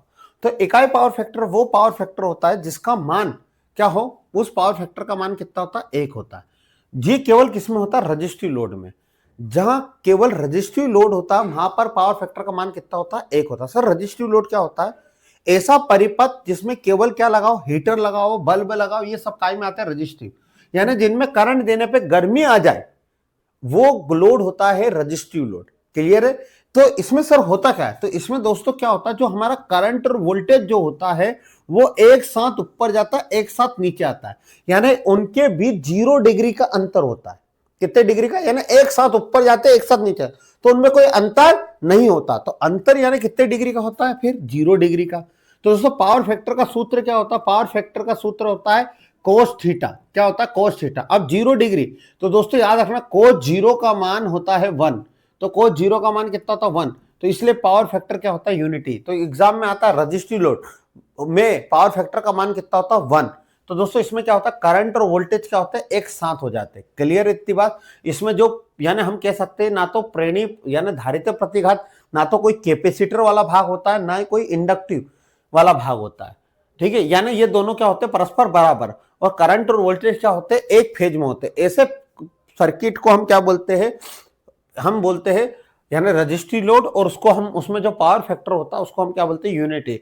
देखो दोस्तों यदि मैंने बोला ना तो यहाँ इसमें क्या होता है? जो इंपीडेंस, पावर फैक्टर का एक और सूत्र होता है आर अपॉन जेड। अब आर अपॉन जेड, आर तो प्रतिरोध है पर जेड क्या है? यहाँ पर जेड बराबर यहाँ पर क्या है? यहाँ पर केवल क्या लगा है उन्होंने? जेड पे यहाँ पर आर ही लगा, तो जेड बराबर क्या है? आर। तो आर से आर कट गया, तो ये पावर फैक्टर क्या हो गया? यूनिटी। क्लियर इतनी बात दोस्तों? हाँ, और एक और बात, जो हमारा इकाई पावर फैक्टर होता है डीसी सर्किट, याद रखिएगा डीसी सर्किट में, डीसी सर्किट के भांति काम करता है। रजिस्ट्री लोड में जो डीसी सर्किट होता है उसमें पावर फैक्टर किसका होता है? 1। एग्जाम में आ जाए डीसी सर्किट का पावर फैक्टर कितना होता है? तो 1। ये डीसी सर्किट की तरह क्या करता है? व्यवहार करता है रजिस्ट्री लोड। दोस्तों होता है हमारा अग्रगामी power factor. Leading power factor क्या होता है? लीडिंग पावर फैक्टर में क्या होता है दोस्तों? जहां पर कैपेसिटिव सर्किट होता है, यानी जिसमें केवल कैपेसिटर होता है, उस पावर फैक्टर को हम बोलते हैं अग्रगामी या लीडिंग पावर फैक्टर। यानी पावर फैक्टर क्या होता है? बढ़ता है, ठीक है। इस पावर फैक्टर में क्या होता है? ये कैपेसिटिव सर्किट है। जैसे हमारा कैपेसिटर बैंक होता है जो ट्रांसमिशन लाइन इनमें यूज करते हैं, जहां पर पावर को इंक्रीज करने के लिए यूज करते हैं, ठीक है। तो दोस्तों इसमें क्या होता है? केवल कैपेसिटर लगा रहता है। इस केस में क्या होता है दोस्तों? हमारा क्या होता है, करंट 90 डिग्री क्या होता है, आगे निकल जाता है किससे, वोल्टेज से, है ना। करंट 90 डिग्री आगे निकल जाता है किससे, वोल्टेज से। ऐसे सर्किट को हम बोलते हैं, ठीक है, कैपेसिटिव सर्किट, या बोलते हैं हम इसको क्या बोलते हैं, अग्रगामी पावर फैक्टर। तो दोस्तों क्या होता है इसमें, इंडक्टिव कैपेसिटिव यानी इंडक्टिव रिएक्टेंस, और हमारा जो कैपेसिटिव रिएक्टेंस होता है यानी धारितीय प्रतिघात ज्यादा होता है किससे, हमारा प्रेरणी प्रतिघात से, ठीक है, जिसके कारण करंट क्या होता है 90 डिग्री आगे निकल जाता है वोल्टेज से। इसको हम बोलते हैं अग्रगामी पावर फैक्टर। जैसा आपने दोस्तों देखा होगा, आपका जो पंखा होता है, वो पंखे में क्या होता है, जब मान लो कैपेसिटर खराब हो जाता है, ठीक है, तो आप क्या करते हो, उसको हाथ पहले डंडे से घुमाते हो और चालू करते हो, डंडे से घुमाते हो तो क्या करता हो, घूमने लग जाता है। इसे घूमता नहीं, सेल्फ स्टार्ट नहीं हो। तो वहां पे कैपेसिटर का काम क्या सर, तो दोस्तों कैपेसिटर क्या करता है, हमारा जो इंडक्टिव होता है यानी जो इंडक्टर कुंडली होती है ना दोस्तों, उस कुंडली में क्या होता है, करंट, हम जैसे करंट देते हैं, वो करंट क्या होता है, कुंडली में जाता जाता जाता जाता है, ठीक है। तो करंट क्या होता है, 90 डिग्री पीछे हो जाता है, वोल्टेज 90 डिग्री आगे हो जाता है करंट से। अब हम क्या लगाते हैं, कैपेसिटर। अब कैपेसिटर हमने लगा दिया, ये कुंडली, ये पंखा है, ठीक है, ये आ रहा है इधर से, तो इधर से कौन आ रहा है, करंट और वोल्टेज दोनों आ रहा है, ठीक है, ये करंट आ रहा है। दोस्तों वोल्टेज क्या होता है, यहाँ पर स्टोर होने लग जाता है। जब तक करंट और वोल्टेज एक साथ यानी यहाँ से जब तक ये भराता नहीं है, और करंट इतनी देर में कहाँ निकल जाता, आगे निकल जाता, कहाँ निकल जाता, आगे।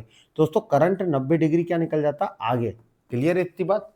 तो करंट 90 डिग्री आगे हो जाता है किससे, वोल्टेज से, उसका में बोलते हैं अग्रगामी पावर फैक्टर। और इसमें क्या होता है, कैपेसिटिव यानी कैपेसिटर के ज्यादा होता है किससे, इंडक्टिव केस में।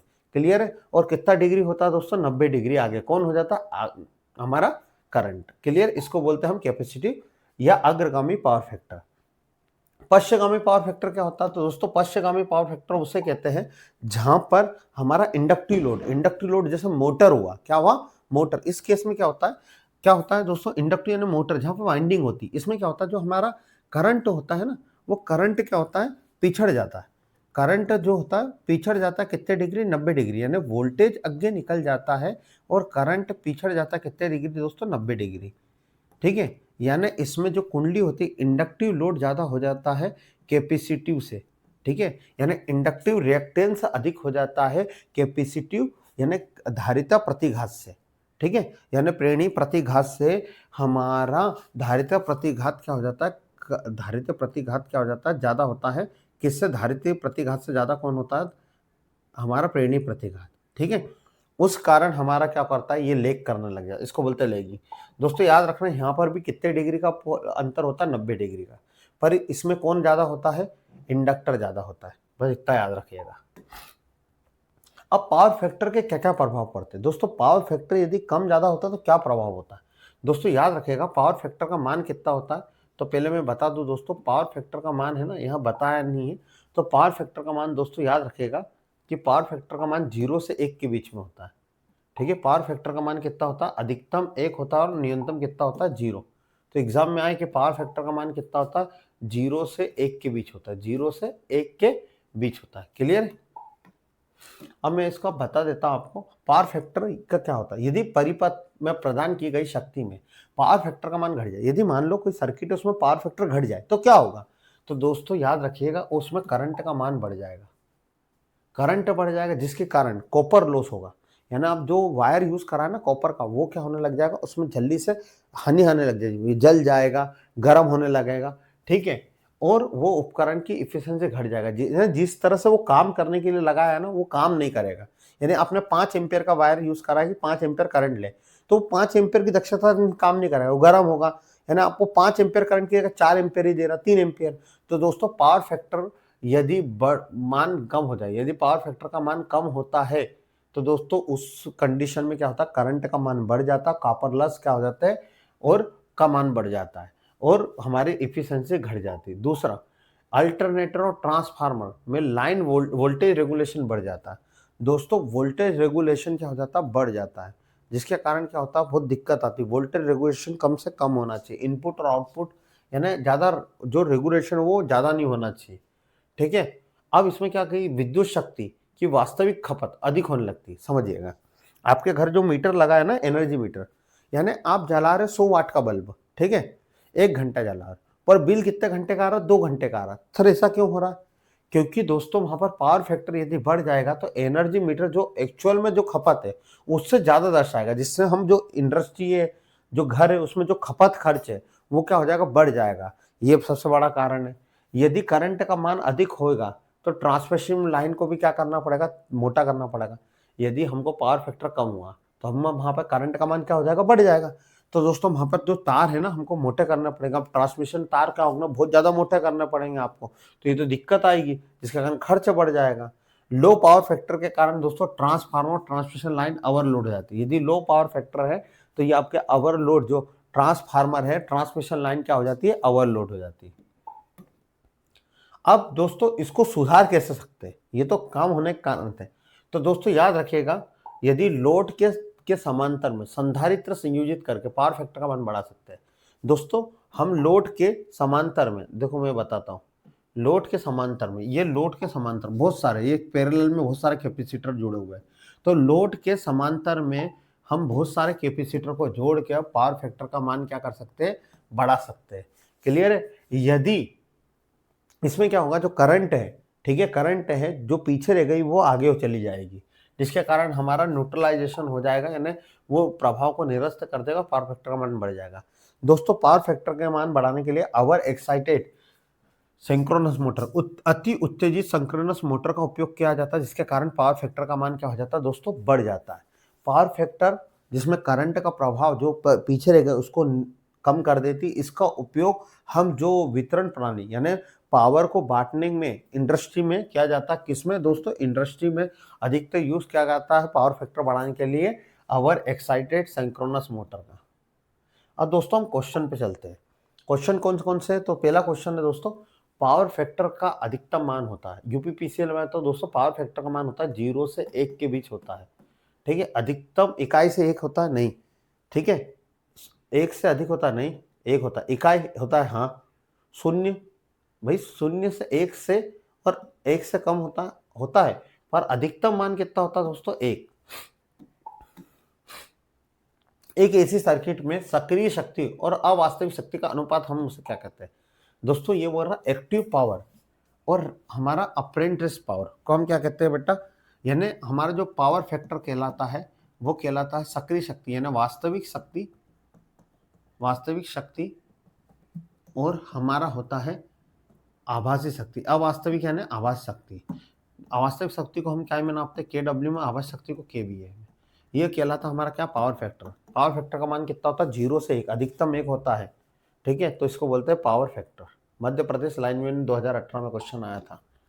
पावर फैक्टर का मान किसके बीच में होता है दोस्तों, पावर फैक्टर का मान किसके बीच में होता है, 0 से 1 के बीच में, अधिकतम होता है 1 और होता है 0।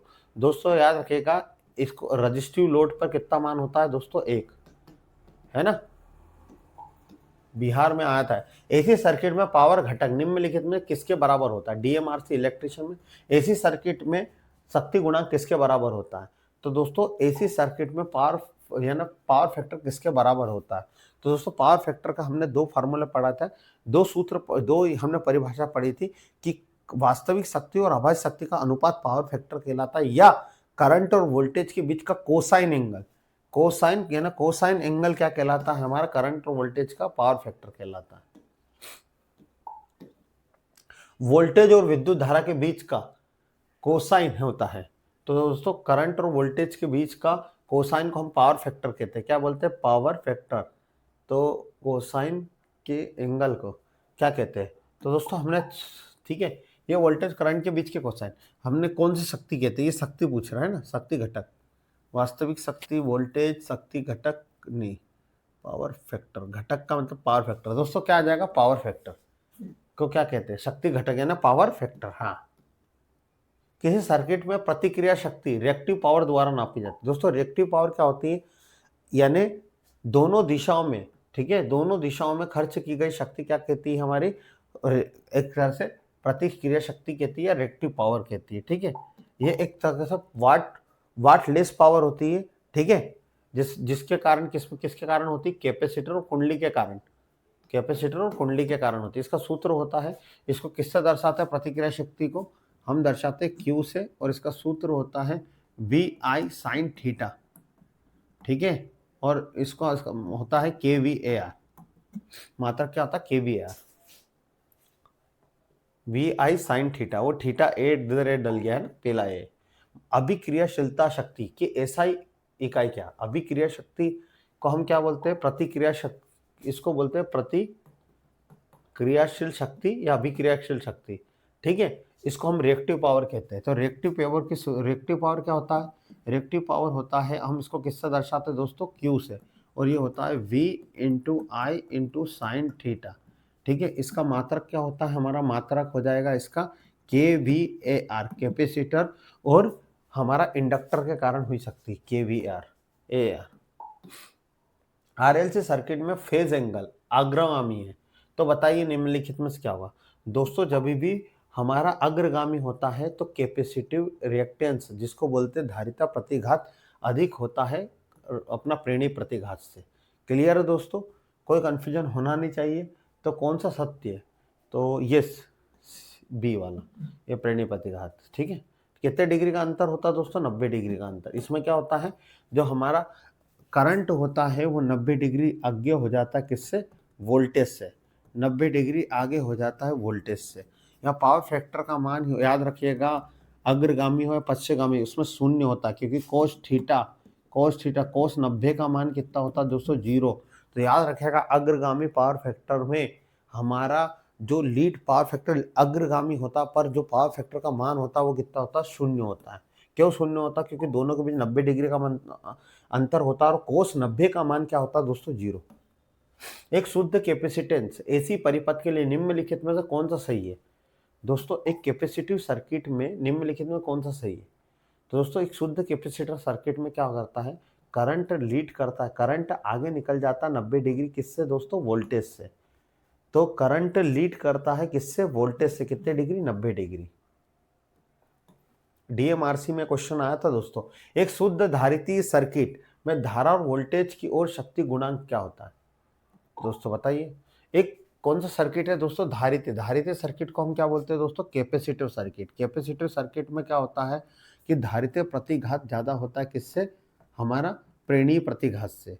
कितने डिग्री, हम इसमें क्या होता है, जो करंट होता है वो 90 डिग्री क्या हो जाता है, आगे हो जाता है किससे, वोल्टेज से। हाँ या ना, इसको बोलते हैं अग्रगामी पावर फैक्टर, अग्रगामी या, ठीक है, अग्रगामी या ना लीडिंग पावर फैक्टर।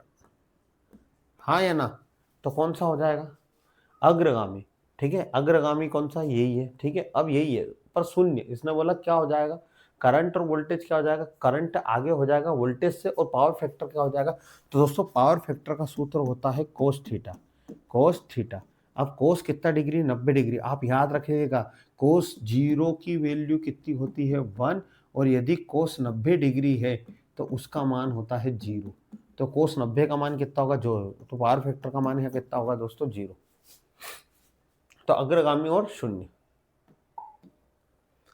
एडमिटेंस किसका व्युत्क्रम है दोस्तों, एडमिटेंस किसका व्युत्क्रम होता है, इम्पीडेंस का। तो दोस्तों हमारा एडमिटेंस किसका व्युत्क्रम होता है, किसका व्युत्क्रम होता है, एडमिटेंस किसका व्युत्क्रम होता है, प्रतिबाधा का, ठीक है। इसको एडमिटेंस को किससे, वाई से दर्शाते हैं, और प्रतिबाधा को हम किससे दर्शाते हैं, जेड से। तो इसका हो जाता है 1/Z। हाँ या ना, कोई कंफ्यूजन होना नहीं चाहिए, ठीक है। अब यहाँ पर बहुत सारे हैं, प्रेरकत्व होता है, प्रतिरोध का उत्का क्या, चालकत्व होता है, चालकत्व, ठीक है। कोई कंफ्यूजन, इसको जी से दर्शा, प्रतिरोध को यहाँ ओम से दर्शाते, इसको कैसे दर्शाते, मोह से, ठीक है। प्रतिबाधा को भी यहाँ ओम से दर्शाते, ठीक है, और ये इसको कैसे दर्शाते, मोह से। मध्य प्रदेश लाइनमैन में आया था। ससेप्टेंस किसका व्युत्क्रम होता है, इसरो में आया था। ससेप्टेंस किसका उत्क्रम होता है, ससेप्टेंस को बी से दर्शाते हैं दोस्तों, ठीक है। इसको अनु या कार्यता कहते हैं, जिसको रिएक्टेंस का उल्टा होता है ससेप्टेंस। क्लियर। जो हमारा रिएक्टेंस क्या होता है, एक काल्पनिक प्रतिरोध होता है जो करंट यानी विद्युत धारा या वोल्टेज में होने वाले परिवर्तन का विरोध करता है। इनमें से कौन सा मात्रक ओम नहीं होता, तो दोस्तों किस किस का मात्रक ओम नहीं होता, तो प्रतिरोध का मात्रक ओम होता है, प्रतिघात का मात्रक ओम होता है, प्रतिबाधा का मात्रक ओम होता है। इसका मात्रक क्या होता है, हमारा संधारित्र का मात्रक फेराड, ठीक है। तो ये तीनों का, इनमें से किसका नहीं होता, संधारित्र का। ये Madhya Pradesh ITI training officer 2016 में पूछा गया था, ठीक है।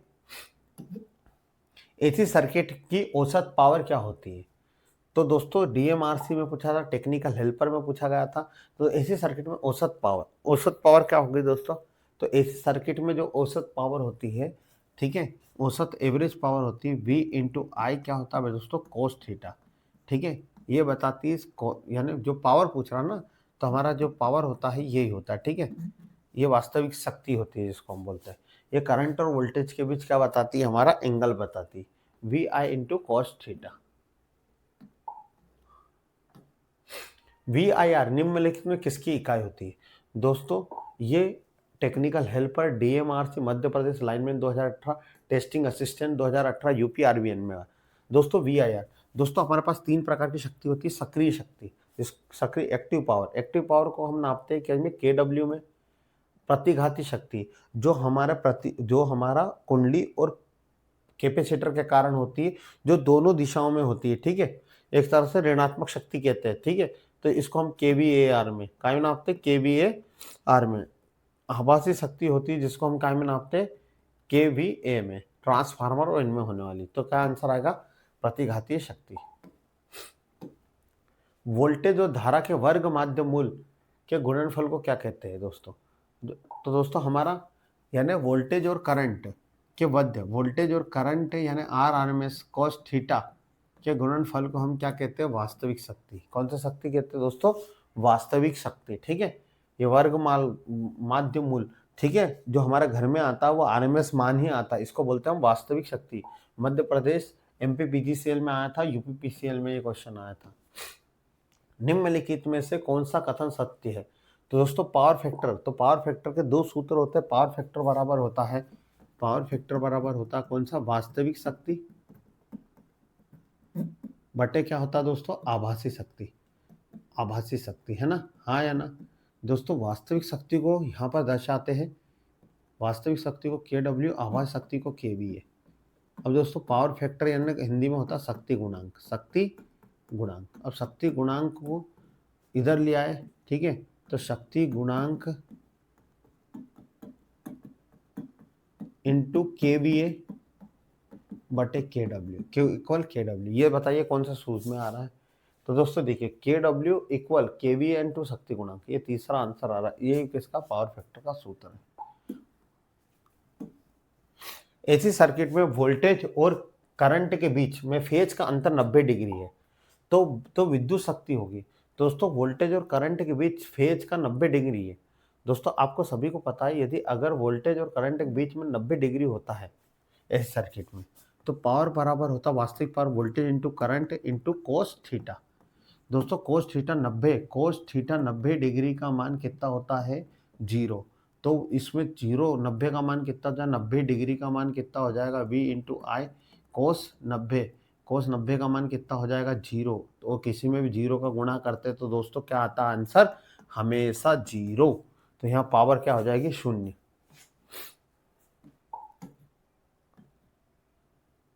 अगला है, यदि किसी परिपथ की शक्ति गुणक पावर फैक्टर यूनिटी है तो उसकी प्रतिघाती शक्ति क्या होगी? दोस्तों ये सीधा सा क्वेश्चन था। यदि किसी पावर फैक्टर का यूनिटी पावर फैक्टर एक है तो उसमें प्रतिघाती शक्ति कितनी होती है? तो 0 होगी। दोस्तों यदि यानी उसमें कोई शक्ति ही नहीं होगी, प्रतिघाती शक्ति होगी ही नहीं। यूनिटी पावर फैक्टर क्या होता है? ऐसा सर्किट होता है जिसमें केवल कौन सा लोड होता है? Resistive load. केवल रजिस्टिव लोड होता है, यानी रजिस्टिव लोड होता है यानी करंट और वोल्टेज एक सेम फेज में होते हैं, यानी ना तो वहाँ पर इंडक्टिव होता है ना कैपेसिटिव सर्किट होता है। परिणीय प्रतिघात शक्ति होगी नहीं। तो दोस्तों वहाँ पर परिणीय प्रतिघात शक्ति कितनी होगी? 0। एक शुद्ध ओमी प्रतिरोध में वोल्टेज फेज और धारा फेज के मध्य फेज के कोण होता है। दोस्तों एक ओमी है, सो ओमी समझते ओम में किसको मापते हैं? प्रतिरोध में करंट और वोल्टेज के बीच कितने डिग्री का अंतर होगा? तो एक ओमी प्रतिरोध में करंट और वोल्टेज एक साथ ऊपर जाते हैं, एक साथ नीचे जाते हैं। इसको बोलते हैं हम कौन सा? यूनिटी, इकाई पावर फैक्टर। इकाई पावर फैक्टर, ठीक है, इसका मान कितना होता है? वो 1 होता है, क्योंकि पावर फैक्टर क्या होता है दोस्तों? Cos theta. और दोस्तों कोस थीटा बराबर यहाँ पर 0, करंट और वोल्टेज एक साथ जा रहे हैं, इनके साथ कोई अंतर ही नहीं है, तो कोस 0 का मान कितना हो जाएगा दोस्तों? 1। तो 1 है ना, कितने डिग्री पूछा है ना, तो 0 डिग्री आंसर आएगा। यदि मान पूछता तो 1, वो डिग्री में कितना 0। दोस्तों Madhya Pradesh एमपीपीटीसीएल 2018, MP केवीसीएल 2016, technical helper UPPCL, इन सभी में क्वेश्चन आया था। अगला क्वेश्चन है दोस्तों हमारा एसी सर्किट में। यदि एसी सर्किट है उसमें यदि शक्ति गुणांक अग्रगामी हो तो परिपथ होता है, और यदि शक्ति गुणांक पश्चगामी तो होता है। दोस्तों आपको सभी को पता होना चाहिए अग्रगामी में कौन सा केस होता है, हमारा कैपेसिटिव रिएक्टेंस ज़्यादा होता है किससे, इंडक्टिव रिएक्टेंस से। ठीक है, इसको बोलते हैं अग्रगामी। ठीक है, और पश्चगामी में क्या होता है, इंडक्टिव रिएक्टेंस ज़्यादा होना चाहिए किससे, कैपेसिटिव रिएक्टेंस से। अब ये पूछ रहा क्या होता है, तो किस केस में अग्रगामी, किस कप में होता है, कैपेसिटिव केस में, और प्रेरणीय यानी प्रेरणीय किस में होता है, इंडक्टिव केस में। पीछे किस में रहता है, इंडक्टिव। तो बी आएगा दोस्तों, धारिता और प्रेरणीय प्रतिघात। यूपीपीसीएल टीजी2 इन सभी में ये क्वेश्चन आया था। अगला एसी सर्किट में के डब्ल्यू अपन केवीए का अनुपात क्या कहलाता है। दोस्तों एनसीएल, एमपीआईटीओ, इसरो, इन सभी में आया था के डब्ल्यू यानी वास्तविक शक्ति बटे आभासी शक्ति। इसको बोलते हैं दोस्तों पावर फैक्टर। क्या कहते हैं, पावर फैक्टर। के डब्ल्यू एक वास्तविक शक्ति दर्शाता है जो मोटर जनरेटर इनकी होती है, और केवीए एक होता है आभासी शक्ति। एक एसी सर्किट में परिपथ में पेरीय प्रतिघात में विकसित शक्ति को क्या कहते हैं। दोस्तों यानी वो ये बोल रहा है एक एसी सर्किट में परिपथ में पेरीय प्रतिघात में विकसित शक्ति को आप क्या कहोगे।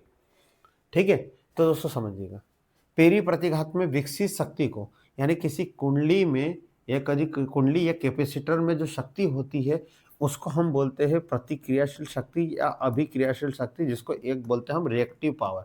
क्या बोलते हैं दोस्तों, रिएक्टिव पावर। इसका मान क्या होता है, केवीएआर।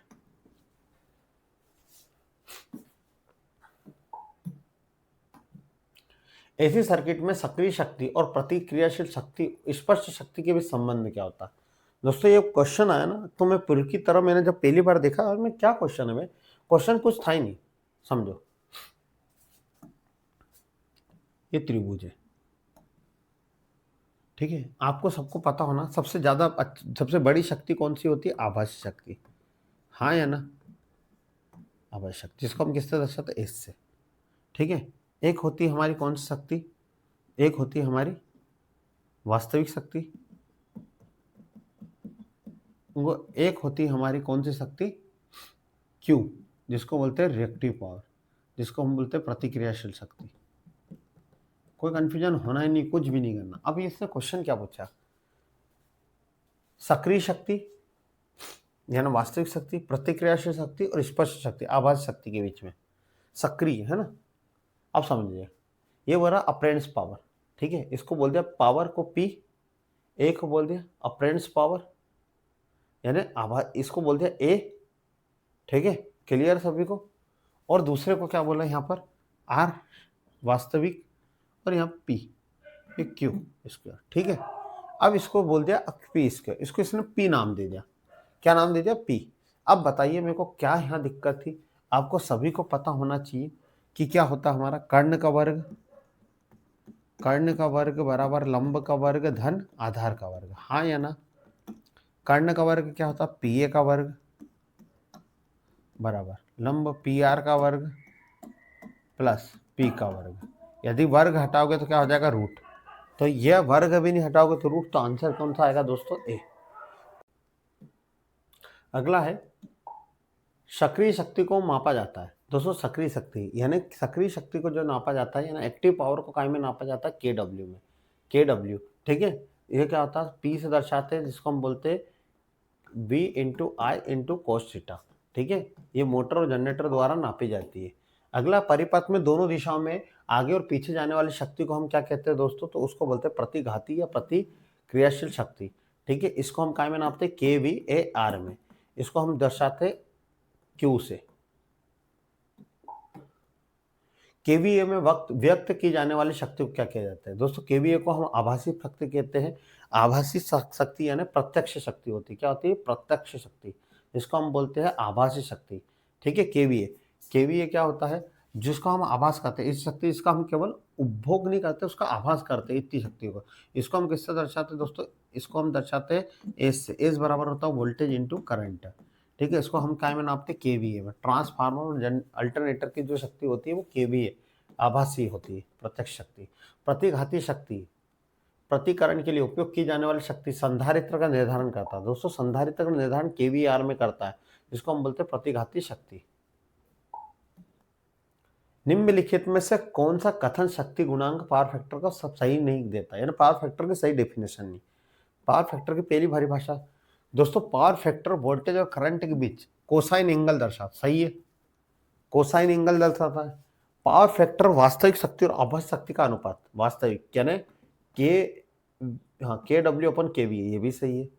हमारा जो एसी सर्किट होता है उसमें धारिता प्रतिघात का अनुपात के रूप में परिभाषित करते हैं, ये सही नहीं है। अगला भी पढ़ लेते हैं। शक्ति गुणांक में एसी परिपथ में प्रतिरोध और इंपीडेंस आर अपॉन जेड, ये भी सही है, यानी हमारा सी आंसर आएगा, ये सही नहीं है। अगला, एक एसी परिपथ में केवीए के डब्ल्यू का अनुपात क्या कहलाता। अब दोस्तों यहाँ पे बच्चे ना सब गलत लगा के आए थे, बच्चा लगा के सब पावर फैक्टर। अब पावर फैक्टर का सूत्र होता है दोस्तों, पावर फैक्टर होता है हमारा के वास्तविक शक्ति बटे आभासी शक्ति। अब इसने पूछा केवीए बटे के डब्ल्यू, तो दोस्तों ये क्या हो जाएगा आपका, तो देखो पावर फैक्टर ये ऊपर गया, देखो समझेगा, ये हो जाएगा वास्तविक शक्ति, वास्तविक शक्ति बटे आभासी शक्ति। अब ये नीचे आ गया, ये बोल रहा है कि ये ऊपर चला गया, तो आभासी शक्ति बटे वास्तविक शक्ति, और ये क्या हो जाएगा, ये आ जाएगा आपका 1/पावर फैक्टर, 1/पावर फैक्टर, ये ऐसा हो जाएगा। अब इसमें से कोई भी नहीं होता, इनमें से इसका कोई मतलब ही नहीं है, इसका कोई मतलब ही नहीं है, ठीक है, ये इसका आंसर आएगा। सब लगा क्या पावर फैक्टर, जो कि गलत था। यदि धारा और वोल्टेज फेज में, और फेज कौन शून्य है, तो शक्ति गुणांक कहलाएगा। दोस्तों याद रखना, करंट और वोल्टेज फेज में, यानी एक ही फेज में चल रहे हैं, तो इसको बोलते हैं, या हम इसको बोलते हैं कौन सा, यूनिटी पावर फैक्टर। ये केवल रजिस्टर्ड लोड में होता है, यूनिटी पावर फैक्टर, जिसका मान कितना था 1। जब करंट और वोल्टेज के बीच 90 डिग्री का अंतर होता है, तो दोस्तों उसको हम क्या बोलते हैं, ना पश, देखो दो प्रकार का होगा, करंट और वोल्टेज के बीच 90 डिग्री का अंतर जब होता है, दो पोजीशन होती है, या तो करंट आगे होता है वोल्टेज से, तो इसको बोलते हैं अग्रगामी, ठीक है, और दोस्तों वोल्टेज आगे हो जाता है, या कह सकते हैं करंट पीछे रह गया, तो इसको बोलते हैं पश्चगामी। दोनों को केस में 90 डिग्री का अंतर होता है। ये दोनों आंसर आने चाहिए। मध्य प्रदेश लाइनमैन यूपीपीसीएल में पूछा था। तो बताइए शक्ति गुणांक पश्च होगा, अज्ञ होगा, ये शक्ति गुणांक 1 होगा या 0 होगा। हाँ दोस्तों इसने पूछा कितना होगा पावर फैक्टर। दोस्तों तो 90 डिग्री, सुनिएगा पावर फैक्टर होता है cos थीटा, दोनों में 90 डिग्री होता है। 90 डिग्री का मान कितना होता है, 0। कितना होता है दोस्तों, 0। तो क्या हो जाएगा, 0 होगा। अग्रगामी पश्चगामी से मतलब ही नहीं, यहाँ पर 0 से मतलब है दोस्तों अपने को। शक्ति गुणांक का अधिमान्य और परिपूर्ण मान क्या होता है दोस्तों, 0 से 1 के बीच, यानी 1 के करीब होता है, ठीक है, 1 के क्या होता है, करीब। किलोवाट का सरल घटाव और कुल केवीए से वह केवीआर के बराबर है, तो पावर फैक्टर क्या होगा। बहुत अच्छा क्वेश्चन है दोस्तों। क्या बोल रहा है, किलोवाट का सरल घटाव, ठीक है, और कुल क्या है केवीए, और वह केवीएआर के क्या है बराबर, तो पावर फैक्टर क्या होगा। तो दोस्तों पावर फैक्टर बढ़ेगा घटेगा क्या होगा दोस्तों, पश्चगामी होगा। कौन सा होगा, पश्चगामी। कैसे पश्चगामी होगा, तो सर दोस्तों किलोवाट, किलोवाट कौन सी शक्ति दर्शाता बताओ, तो वास्तविक शक्ति। कौन सी शक्ति, वास्तविक शक्ति, हाँ या ना। केवीए कौन सी शक्ति दर्शाता है, तो आभासी शक्ति। कुल केवीए से वीएआर बराबर है। सर क्या घटाए, केवीए से क्या घटाए कि कुल केवीए से वह केवीआर के बराबर आ जाए, ठीक है। तो यहाँ पर आभासी शक्ति, और एक होता है केवीए प्रत्यक्ष केवीआर, ठीक है।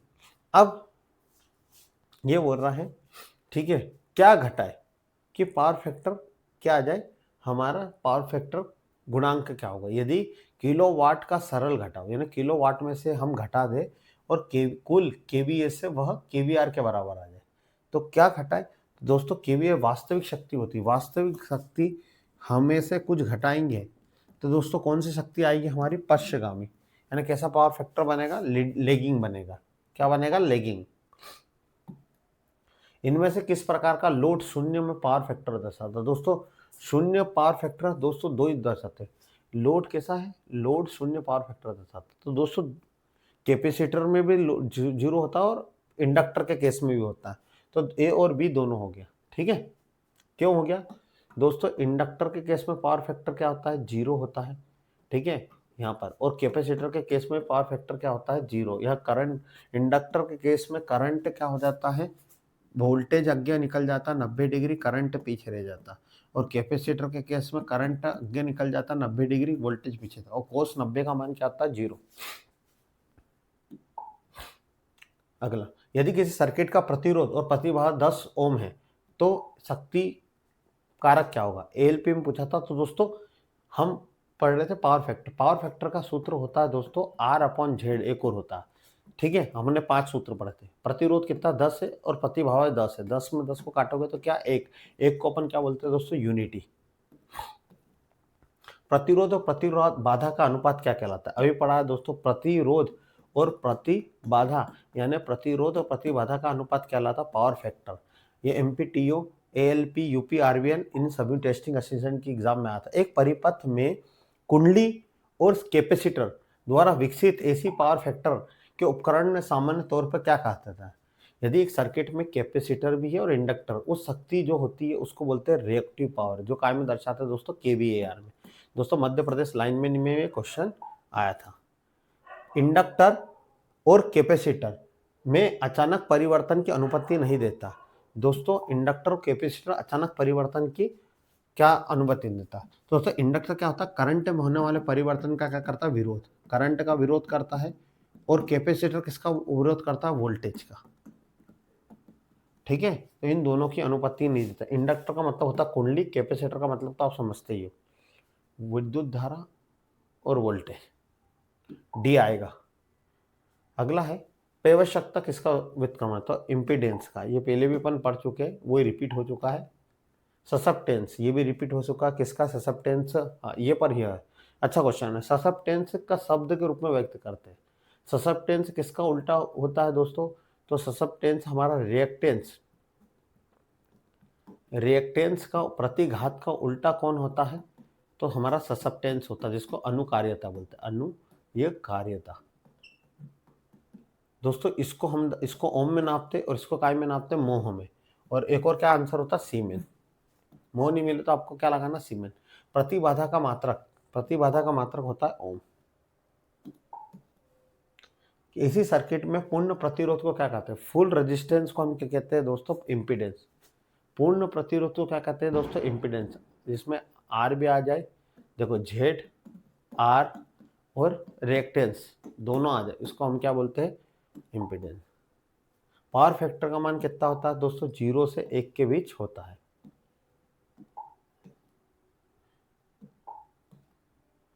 काल्पनिक प्रतिरोध का गुण होता है, काल्पनिक प्रतिरोध को बोलते हैं हम प्रतिघात। क्या बोलते हैं दोस्तों, प्रतिघात, ठीक है। तो दोस्तों सारे क्वेश्चन कंप्लीट हुए। एसी थ्योरी का थर्ड पार्ट आपको समझ में आया होगा दोस्तों। आशा करता हूँ आपको सारी चीज़ क्लियर हो रही होगी। मिलते हैं फिर एक नई वीडियो के साथ। जय हिंद, जय भारत।